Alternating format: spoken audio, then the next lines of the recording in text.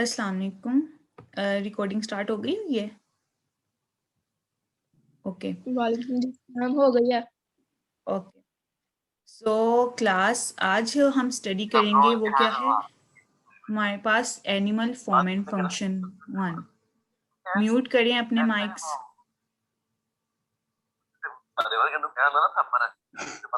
Mics mute करें। अच्छा जी, आज हम स्टडी करेंगे यानी कि जो इस सेमेस्टर में आपका सब्जेक्ट है वो क्या है, एनिमल फॉर्म एंड फंक्शन, कि कैसे एनिमल जो है वो फॉर्म हुआ, उसका क्या फंक्शंस हैं, क्या प्रॉपर्टीज़ हैं, उसके अलावा जो हैं उसकी क्या जो है फिजिकल उसके फंक्शन है, उसकी फिजियोलॉजी क्या है, वो वर्टिब्रेट्स हैं या इनवर्टिब्रेट्स हैं। हम इसमें कार्डियोवैस्कुलर सिस्टम, हम इसमें हार्मोनल सिस्टम, उसके अलावा protection, muscles, skeletal system, endocrinology, इन सब चीज़ों को जो है हम डिस्कस करेंगे। जो आज सबसे पहले हम डिस्कस करेंगे वो क्या है, प्रोटेक्शन, स्पॉट एंड मूवमेंट।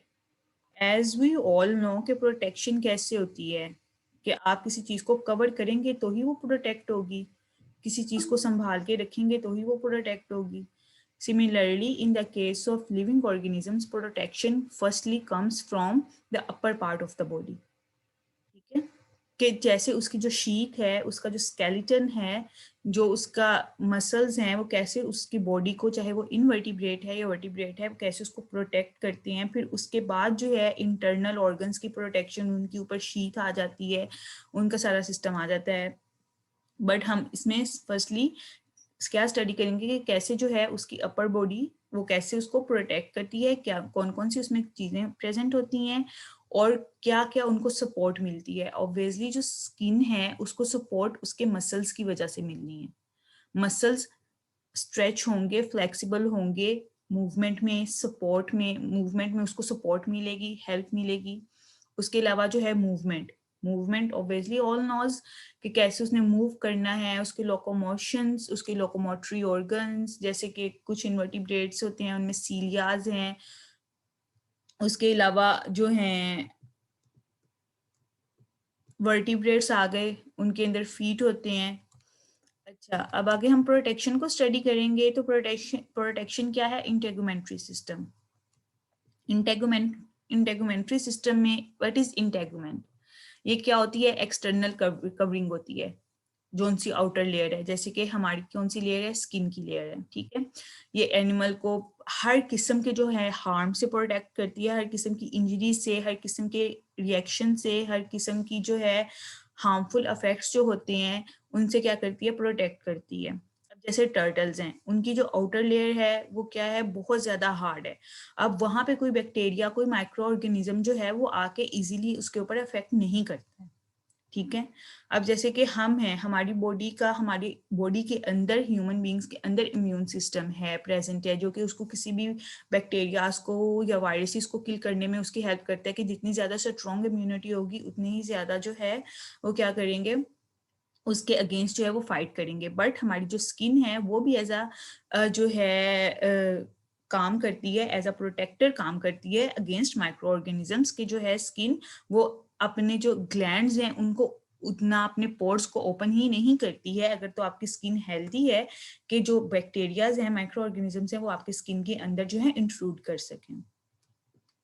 अच्छा, अब इंटेगुमेंट्री सिस्टम ऑफ इन्वर्टिब्रेट्स, अब single cell protozoa, obviously invertebrate start ही सिंगल सेल से हुए थे। Plasma membrane, outer membrane of the cell as we all no.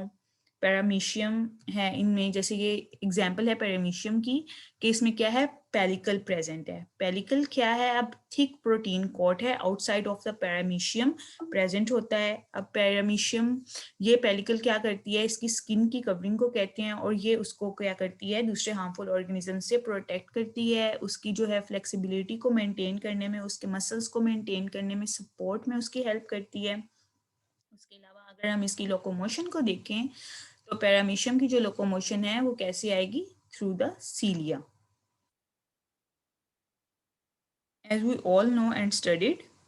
ठीक है, अब मल्टी सेलुलर इन्वर्टिब्रेट्स में देखें, जैसे कि हमने पढ़ा था, उसके अंदर इन्वर्टिब्रेट्स के अंदर डाइवर्सिटी के अंदर कि कैसे कैसे सिंपल से जो है कॉम्प्लेक्स, फिर उसके बाद बाद कॉम्प्लेक्स से मोर कॉम्प्लेक्स बने, फिर आए जैसे प्रोटोजोआस थे, फिर उसके बाद आए हमारे पास ट्रिप्लोब्लास्टिक ऑर्गेनिजम्स आए, फिर उसके बाद आए हमारे पास इकाइनोडर्म्स, फिर आर्थ्रोपोड्स आए, फिर उसके बाद हमारे पास फिशेस स्टार्ट हो गई, फिर हमारे पास जो है बर्ड्स, एम्फीबियंस, मैमल्स, इस तरह करके सब स्टार्ट हो गए। तो मल्टी सेलुलर ऑर्गेनिजम्स जब स्टार्ट हुए थे तो उनके ऊपर जो लेयर आई थी वो कौन सी थी? एपिडर्मिस। जो हमारे पास है थे पैरामीशियम, उनके ऊपर कौन सी लेयर है? पेडिकल। और जो आगे मल्टी सेलुलर में एपिडर्मिस आ गई, क्योंकि इसके अंदर जो है डिफरेंट काइंड ऑफ सेल्स जो थे वो प्रेजेंट होना स्टार्ट हो गए। अब कुछ जो इन्वर्टिब्रेट्स हैं उनके अंदर क्यूटिकल्स प्रेजेंट होती हैं। क्यूटिकल भी आउटर लेयर को कहते हैं, और ये क्या करती हैं? थिन होती हैं, इलास्टिक होती हैं। मतलब इलास्टिक ऐसे के ऑर्गेनिज्म जो है उसने जहां पे भी मूव करना हो वो क्या करता है? इजीली मूव आउट हो जाता है, अपने आप को, अपनी बॉडी को जो है वो रोल कर लेता है। अब कुछ जो ऑर्गेनिजम्स होते हैं उनके अंदर थिक और रिजिड भी होती हैं, जरूरी नहीं है कि सब में इलास्टिक और थिन हो। नाइडेरियंस जैसे हैं उनके अंदर म्यूकस ग्लैंड्स प्रेजेंट होते हैं ऑन द जो उनके outer side of the skin होती है। अब पैरासाइट्स होते हैं जैसे लीवर फ्लूक्स, टेपवर्म्स हो गए, उनकी जो है स्किन की आउटर लेयर को क्या कहते हैं? टेगुमेंट कहते हैं। अब नीमेटोड्स हैं, एनालिड्स हैं, उनको एपिडर्मिस कहते हैं। इकाइनोडर्म्स की जो है एपिडर्मिस जो है वो ही ऊपर वाली लेयर आ गई जिसको हमने आगे स्टडी किया था। आउटर लेयर को थिन सिलिएटेड होती हैं एपिडर्मिस। इकाइनोडर्म्स की जो डर्मिस होती है उसके ऊपर क्या होता है? सीलियास प्रेजेंट होते हैं। नीमेटोड्स या एनालिड्स के ऊपर नहीं होते प्रेजेंट। आर्थ्रोपोड्स के ऊपर एक्सोस्केलेटन होते हैं। अब आर्थ्रोपोड्स जो हैं वो जैसे कि बटरफ्लाई हो गई, अब इनका एक हार्ड शेल है, एक हार्ड एक्सोस्केलेटन है। बटरफ्लाई इज नॉट अ, बहुत ही कुछ बटरफ्लाईज होती हैं जो कि बहुत ही उनके जो फीदर्स होते हैं, जो विंग्स होते हैं वो बहुत, सॉरी फीदर्स नॉट विंग्स, वो क्या होते हैं? बिल्कुल लाइट वेट थिन पेपर की टाइप के होते हैं। But they had a hard exoskeleton. उनकी जो इंटरनल थोड़ी सी वो कैविटी, जो आउटर कैविटी होती है वो क्या होती है? हार्ड होती है। कुछ जो बटरफ्लाईज हैं that are very hard in handling. अच्छा, अब ये है एक क्रिस्टेशियन है या क्रैब है, उसकी ये इंटेगुमेंट यानी कि उसकी ये स्किन को दिखाया गया कि ये इसके सीटास हैं, ये क्या है? उसके आउटर जो हैं आउटसाइड ऑफ द बॉडी ये प्रेजेंट होते हैं बारनेकल्स की तरह या सीलिया की तरह, या जैसे जैसे फर्दर आगे जाते हैं तो ये सीटा में कन्वर्ट हो जाते हैं। Opening of duct and tegmen gland, ये उसके ग्लैंड हैं। एपिक्यूटिकल लेयर है, प्रोक्यूटिकल बिटवीन, प्रोक्यूटिकल कौन सी लेयर है? एपिक्यूटिकल और एपिडर्मिस के सेंटर वाली लेयर है। हाइपोडर्मिस किस लिए है? क्योंकि यहाँ पे वाटर प्रेजेंट होता है। और ये नीचे जो है इसके टेगुमेंटली ग्लैंड्स हैं। अब ये नीचे इसकी बेसमेंट मेम्ब्रेन है, ये इन्होंने दिखाया हुआ है कि किस तरह ये जो क्रैब है, ये क्रिस्टेशियन है, ये इसकी आउटर स्किन है, उसका एक सेल है। अच्छा, अब हम करेंगे integument of vertebrates. Obviously insect integument में आ गया ब्रिसल हैं, ये जो हैं क्या करते हैं? ये जो डंक होता है, जैसे वास्प हो गया या जैसे आ गया कोई भी मॉस्किटो हो गया, उसका ये डंक भी होता है, उसको ब्रिसल कहते हैं। ये इसकी एपिक्यूटिकल है, एक्सोक्यूटिकल है, एंडोक्यूटिकल है, एपिडर्मिस है। एपिडर्मिस सबसे फर्स्ट वाली लेयर है स्किन के ऊपर जो कि एपिडर्मल सेल से जो है इवॉल्व होती है। उसके एपिडर्मिस के बाद जो है एपिडर्मिस थी पहली वाली लेयर। जब इनवर्टिब्रेट स्टार्ट हुए थे मल्टी सेलुलर तो एपिडर्मिस सबसे पहली वाली लेयर थी जो है वो इवॉल्व हुई थी। बट ये लेयर इतनी भी जो है वो वो प्रोटेक्टेबल नहीं है कि जैसे जैसे जो है ऑर्गेनिजम्स आगे इवॉल्व होते जा रहे हैं कि वो जस्ट इस लेयर पे रिलायबल हो सकें। सो इस वजह से जो है इस लेयर के ऊपर मजीद लेयर्स बनी ताकि जो है बॉडी जो है प्रोटेक्ट हो सके एक्यूरेटली। और फिर इसके बाद बनी एंडोक्यूटिकल। एंडोक्यूटिकल फर्स्ट लेयर बनी, फिर एक्सोक्यूटिकल। एक्सोक्यूटिकल बेसिकली एंडोक्यूटिकल से इवॉल्व हुई है, बट जो लास्ट एंड मेजर लेयर है वो एपिक्यूटिकल है। एज वी ऑल नो कि एपी किससे, वो एपी का मतलब क्या होता है? First layer. ठीक है, अब ये इसके डर्मल ग्लैंड्स हैं, यानी कि जिन ग्लैंड से जो है वाटर की सिक्रीशन होती है। स्किन ग्लैंड, स्किन को कहते हैं। अच्छा, अब इन टेगुमेंट्री सिस्टम ऑफ वर्टिब्रेट्स को अगर हम देखें तो ऑब्वियसली हमारे पास क्या होती है? स्किन होती है।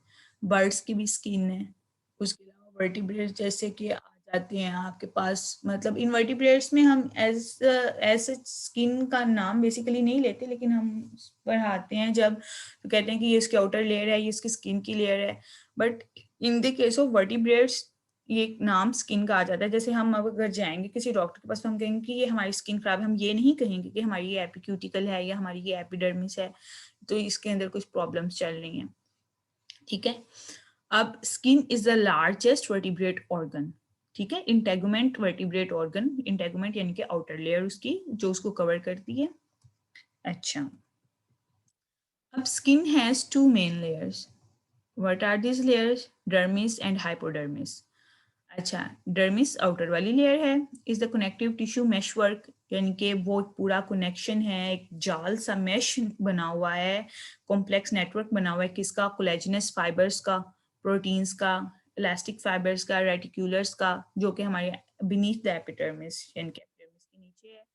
क्या है कि ये उसको इलास्टिसिटी प्रोवाइड करती है, फ्लेक्सिबिलिटी प्रोवाइड करती है। Skin is dermis is not like a stretch, ये बिल्कुल ही फ्लेक्सिबल चीज होती है। आप किसी भी तरीके से अपनी बोन्स को जो है ऊपर नीचे कर मतलब ऑन द स्किन, जैसे कि हम अपनी फिस्ट को बंद करते हैं, हम अपनी लेग्स को रोटेट करते हैं, हम अपनी कमर को बेंड करते हैं, that is mainly due to the dermis. अब हाइपोडर्मिस जो है ये क्या करती है? Contain tissues, adipose tissues and nerve endings, separate the skin from deeper tissues. कि अगर स्किन बिल्कुल ही जो है, जैसे आप देखें कि कुछ डिजीज्ड पर्सन्स होते हैं जो जिनकी बिल्कुल स्किन उनकी वो जो है बोन्स के साथ लगी होती है, जिनकी जो कि मतलब मेल न्यूट्रिशन का शिकार होते हैं लोग, वो क्या करते हैं कि उनको स्किन को मूव करने में भी बहुत प्रॉब्लम होती है। उनकी स्किन ऐसे लगता है कि जैसे किसी भी टाइम वो जो है वो फट जाएगी, सेपरेट हो जाएगी अपनी बॉडी से।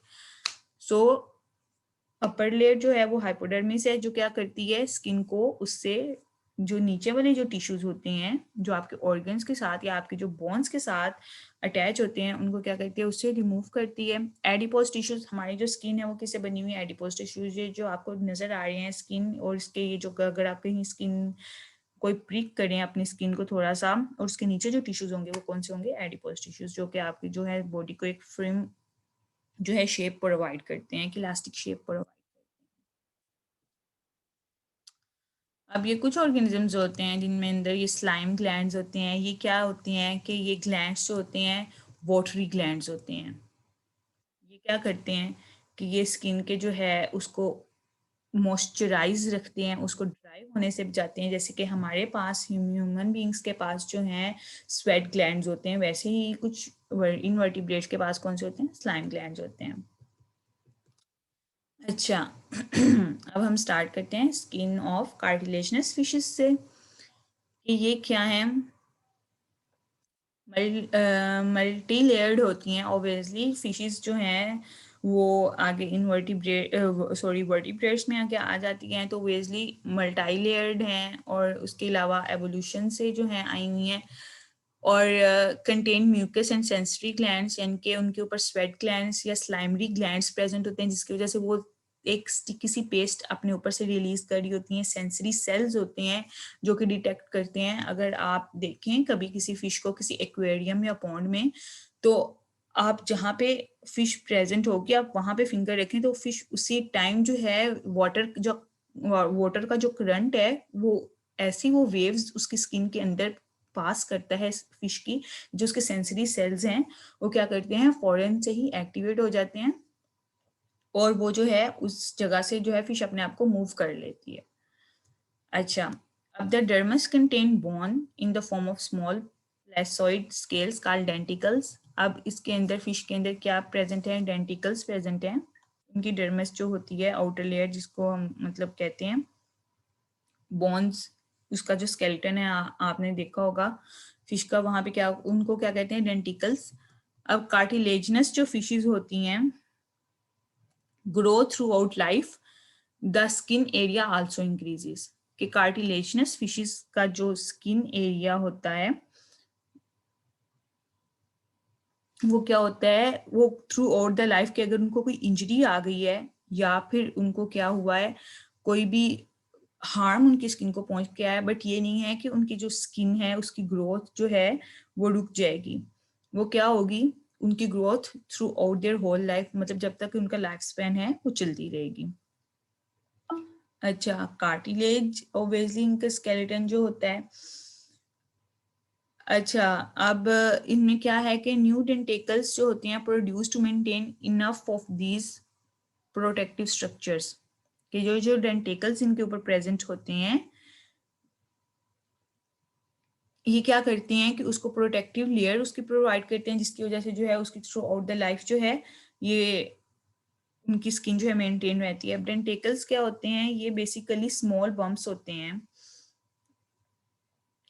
और सेरेशंस होती हैं बॉडी के ऊपर। जैसे कि अब ये देखें इस पिक्चर में, ये आपको ये जो छोटी छोटी सी ये नजर आ रहे हैं, ये क्या है, उसकी डेंटिकल्स हैं।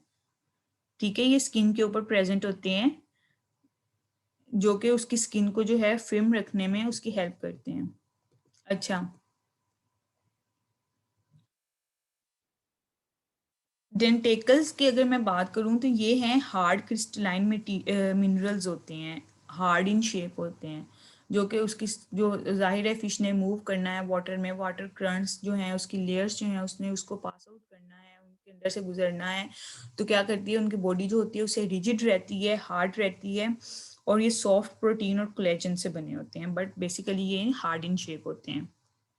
अब skin of bony fishes, bony fishes की स्किन जो है वो क्या है, कंपोज्ड ऑफ डर्मल बोन।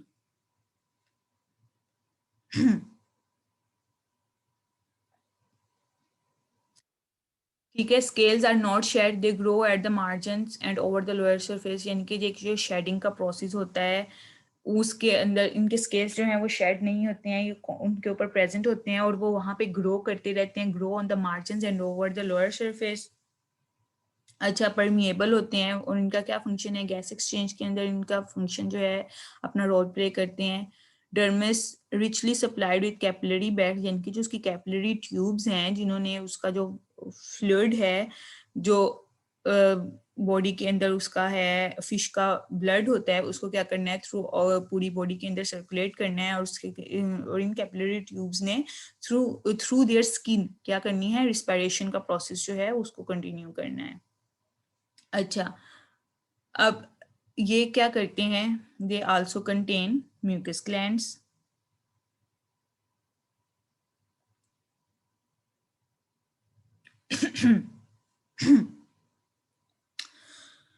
अच्छा, अब mucus production helps prevent bacterial and fungal infections. अब जो म्यूकस की है ये जो क्या फंक्शन है, ये क्या करती है, बैक्टीरियाज को प्रिवेंट करती है, माइक्रो ऑर्गेनिजम्स को प्रिवेंट करती है उनके अंदर जाने में। अब म्यूकस जो है वो स्पेशल जो म्यूकस का फंक्शन होता है ना वो क्या होता है, वाटर बैलेंस को मेंटेन करना होता है। ठीक है, वाटर बैलेंस को ये कुछ साइलोस्टोम्स और ये टीलियोस्ट और फिश की स्किन के अंदर ये म्यूकस जो है वो प्रेजेंट होता है। ये क्या करते हैं, reduce friction as fish swims, यानी कि ये जो है ज्यादा बिल्कुल भी उसके अंदर जो फ्रिक्शन होती है कि वो लचकदार ना बन जाए फिश, कहीं कहीं वो जो है अपनी स्विम को ये जो है अपने विंग्स जो उनके हैं फिन्स होते हैं उनको वो क्या लूज ना कर दे, ये क्या करती है उनको मेंटेन करने में उसकी हेल्प करती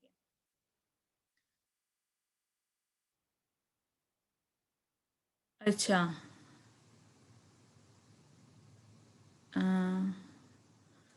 ये जो है फिश के आप देख रहे हैं, ये इसका ओपर्क्यूलम है, माउथ रीजन है, ये इसके पेक्टोरल फिन है, पेल्विक फिन्स हैं, उसके अलावा डोर्सल फिन्स है, कॉर्डल फिन है, एनल फिन है, और ये उसका क्या है, लेटरल लाइन सिस्टम है। अच्छा, अब स्किन ऑफ एम्फीबियंस की अगर हम बात करें तो stratified epidermis and dermis contain mucus and serous glands plus pigmentation cells.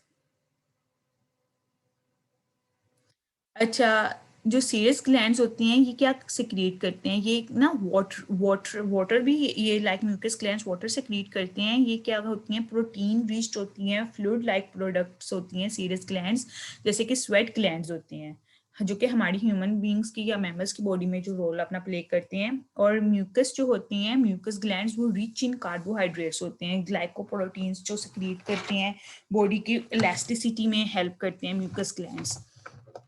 अच्छा, अब एम्फीबियंस जो हैं, transition between aquatic and terrestrial vertebrates obviously, क्योंकि जैसे एलिगेटर हैं, और ये जो हैं एलिगेटर्स क्या करते हैं, वहाँ पे भी रहते हैं, वाटर इन्वायरमेंट में भी रहते हैं, एक्वेटिक में भी रहते हैं, उसके अलावा टेरेस्ट्रियल इन्वायरमेंट में भी रहते हैं।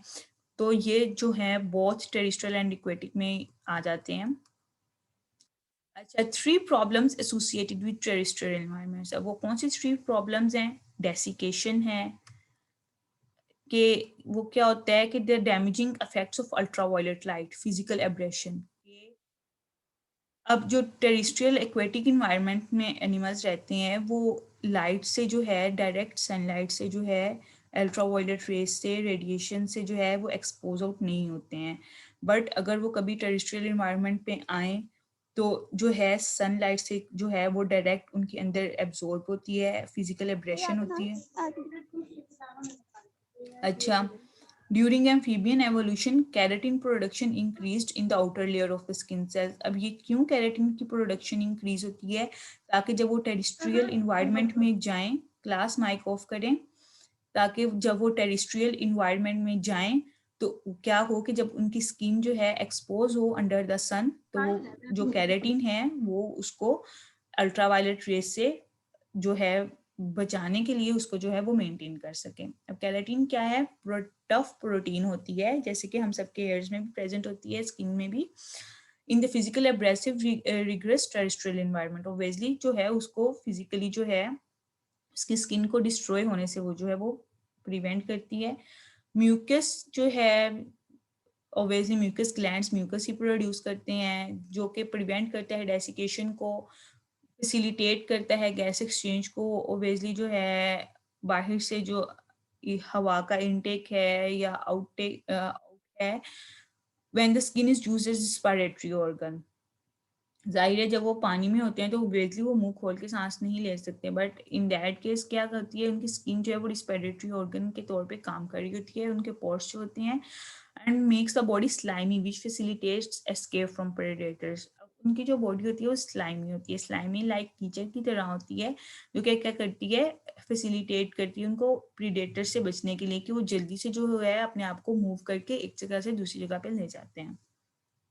अच्छा, within the dermis of some amphibians, अब क्या पॉइजन ग्लैंड्स प्रेजेंट होते हैं दैट प्रोड्यूस अनप्लेजेंट टेस्टिंग और toxic fluids that act as a predator. Obviously जब उन्होंने किसी को प्रे करना है तो क्या होगा कि जो उनके टॉक्सिक ग्लैंड्स हैं या जो उनके ये जो है पॉइजनस ग्लैंड्स हैं वो एक्टिवेट होंगे, इस जो स्किन है, लाइक जैसे कि म्यूकस ग्लैंड्स म्यूकस को सिक्रीट करते हैं, सीरस ग्लैंड्स जो है वो सीरस को सिक्रीट करते हैं, स्वेट ग्लैंड स्वेट को सिक्रीट करते हैं। सिमिलरली जो पॉइजनस ग्लैंड है वो थ्रू द स्किन पॉइजन को सिक्रीट करना शुरू हो जाएंगे, कि अगर उन्होंने एम्फीबियंस ने किसी प्रे को कैप्चर करना है तो वो अपना जो है पॉइजन उसके ऊपर जो है वो पहले डालेंगे, उसके बाद जो है वो उसको प्रे करेंगे।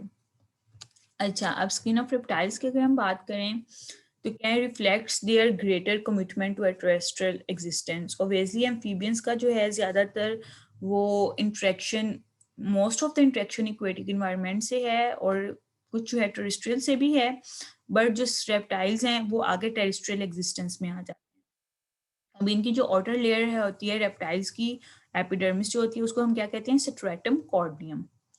Stratum corneum is the outer layer of reptiles. It is the MCQ। अच्छा, अब ये क्या होती है? थिक होती है, जिसके अंदर इतने ग्लैंड्स प्रेजेंट नहीं होते क्योंकि इनका पानी के साथ इतना कनेक्शन नहीं होता है, and is modified into keratinised scales, यानी कि थिक स्केल्स प्रेजेंट होते हैं। इनके स्केल्स को क्या कहते हैं? Scutes. Scutes are the thick scales of reptiles, जो उनके केराटिनाइज्ड स्केल्स होते हैं, मतलब प्रोटीन से बने होते हैं। The thick keratinised layer resist abrasion, inhibits dehydration and protects like a suit of armor। अब मतलब केराटिनाइज्ड लेयर क्या करती है? डिहाइड्रेशन को प्रिवेंट करती है, रेजिस्ट करती है एब्रेशन को, कि कोई चीज जो है उसके अंदर से जो है वो सिक्रीट ना हो, उसके अलावा जो है डैमेज ना हो उसकी कोई भी स्किन जो है, और protects like a suit of armour.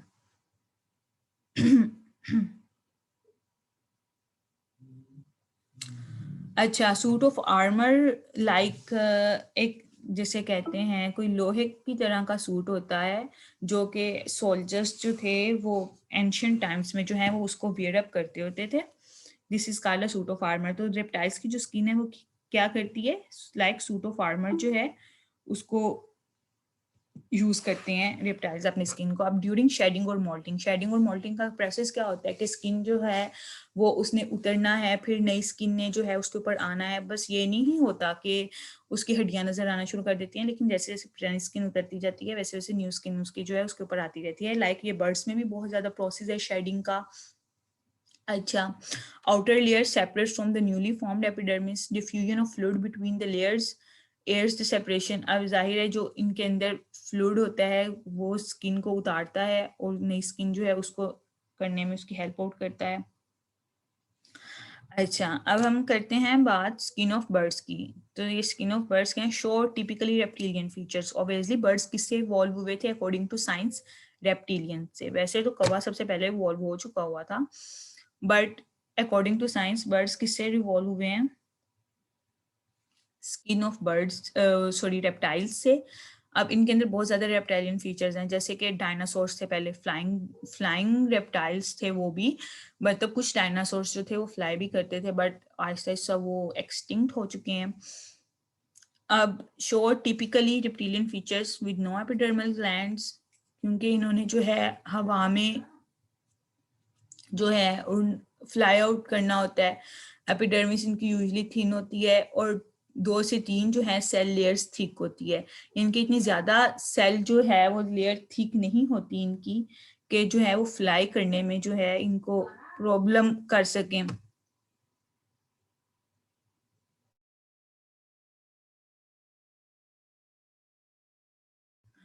अच्छा, ये जो है अब इनकी लेयर जो है वो थिक हो, इतनी ज्यादा प्राइमरीली थिक नहीं होती है। और the most prominent part of the epidermis are the feathers. Obviously birds की जो बॉडी है उनको फीदर्स ने जो है पूरा अकोमोडेट किया होता है, फुली फीदर्स से कवर्ड होती है। जो उनका हेड रीजन है या उनके टेल रीजन है सारा फीदर्स से कवर्ड होता है। एयर स्पेसिस होती हैं that are a part of avian respiratory system, और ये जो है विद इन द फीदर्स ये एयर स्पेसिस अपना वर्क कर रही होती हैं, रिस्पिरेशन में अपनी काम कर रही होती हैं, and extend into the dermis. Obviously ये डर्मिस से निकली होती हैं। Feather positioning is important in thermal regulation. Feather की पोजिशनिंग ऑब्वियसली अल्लाह ताला ने एक चीज बनाई है, तो उस चीज का कोई भी कंपैरिजन नहीं कर सकता, कोई भी कंपेयर नहीं कर सकता उसको किसी भी ह्यूमन मेड चीज से। फीदर्स की पोजीशन ही ऐसी होती है कि उसको रेगुलेशन में हेल्प करते हैं, उसके फ्लाइंग में हेल्प करते हैं, कि उसके ये जो है फीदर्स हैं उन कौन से फीदर्स ने उसको फ्लाई करना है, कि कौन से फीदर्स ने जो है उनको इंक्यूबेट करना है। उसके जो है जो चीक्स होते हैं, जब एक बर्ड जो है अपने नेस्ट में अपने मतलब एग पे बैठता है तो वो अपनी बॉडी से और अपने फीदर से उसको कवर अप कर रहा होता है, चाहे वो मेल बर्ड है या फीमेल बर्ड है। अच्छा, अब स्किन ऑफ मैमल्स की बात करें तो ऑब्वियसली हमारी स्किन पे क्या है, मैमल्स की स्किन पे हेयर होते हैं, एपिडर्मल ग्लैंड्स होती हैं, स्वेट ग्लैंड्स होती हैं, एडिपोज टिश्यूज होते हैं, कॉर्निफाइड एपिडर्मिस होती है, डर्मिस होती है। अच्छा चलें, क्लास स्किन ऑफ मैमल्स को हम नेक्स्ट लेक्चर में डिस्कस करेंगे।